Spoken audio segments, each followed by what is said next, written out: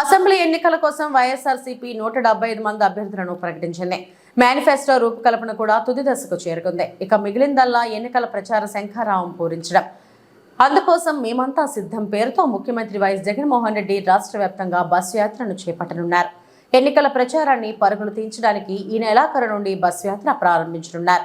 సిద్ధం సభ తరహాలోనే మీరంతా బస్సు యాత్ర విజయవంతం అయ్యేలా చర్యలు తీసుకోవాలని పార్టీ రీజనల్ కోఆర్డినేటర్లకు దిశానిర్దేశం చేశారు సీఎం జగన్. ఆంధ్రప్రదేశ్లో ఎన్నికల ప్రచార హోరు మొదలు కానుంది.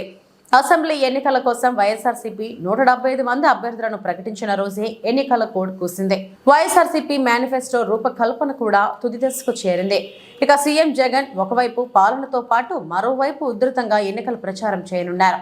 వైఎస్ఆర్ జగన్ ప్రచార పర్వంపై ఇప్పటికే రూట్ మ్యాప్ తయారైంది. ఈ నెల 26న లేదంటే 27వ తేదీ నుంచి ఆ పార్టీ అధినేత సీఎం వైఎస్ జగన్ ఎన్నికల ప్రచారంలోకి దిగబోతున్నారు. మేమంతా సిద్ధం పేరుతో దాదాపు 21 రోజుల పాటు బస్సు యాత్ర కొనసాగింది. ఒక పార్లమెంటరీ స్థానంలోని పరిధిలోని అన్ని నియోజకవర్గాలు కవర్ అయ్యేలా కొనసాగనుంది ఈ బస్సు యాత్ర. ఈ బస్సు యాత్రలో ప్రజలతో మమేకం కానున్నారు సీఎం వైఎస్ జగన్. ఒకవైపు వైఎస్ఆర్సీపీ 2019 మేనిఫెస్టోని నవరత్నాలు ఫలితాలను ప్రజల ముందుకు తీసుకెళ్లనున్నారు. మరోవైపు 2024 ఎన్నికల మేనిఫెస్టోను ప్రజల ముందు ఉంచనున్నారు. వైఎస్ఆర్సీపీ మేనిఫెస్టోను గతంలో మాదిరే భగవద్గీత, బైబిల్, ఖురాన్లా భావించనున్నారు. గత ఎన్నికలు అప్పుడు విజయ శంఖారావం పేరుతో ఎన్నికల ప్రచారం నిర్వహించి 150 స్థానాలు దక్కించుకొని సూపర్ సక్సెస్ అయింది వైఎస్ఆర్సీపీ.